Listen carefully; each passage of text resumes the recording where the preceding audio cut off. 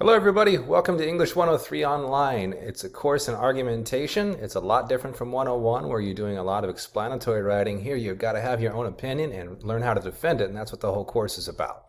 So as you go through the modules, you'll understand that they contain a lot of information about how to defend your opinion and how to convince a reader that your opinion is correct in the process. Just so you know, it's a real important shift that we're going to be making in this class from just summarizing things to actually being comfortable with not being judged, telling what we think, and then trying to convince others that our way of thinking is correct. There's a lot of ways to do that, and the course is going to help you to develop those skills. Right now, the important thing is to know that on Thursday at 8 p.m. you have a diagnostic essay due. This is just a practice essay. It's for minimal points. It's more or less a chance for me to see where you are right now with your writing in case I need to make adjustments with comments on essays in the future and customize them to you in particular. In order to make it function, please give it your best shot.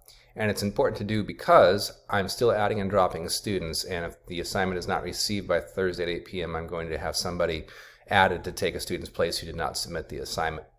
So let's get started. We'll begin by reading the syllabus, working in the Start Here and Week 1 modules in the course. You'll note that there are no text necessary for the course. Everything is available online, so there's no book charge. Also, my office hours are on Thursdays from 8 to 1. You will make an appointment if you want to see me during that time. Please give me a chance ahead of time to schedule you through Zoom, because I just don't sit here and wait for people to come on. I want to make sure that there's somebody there that wants to speak with me during that time.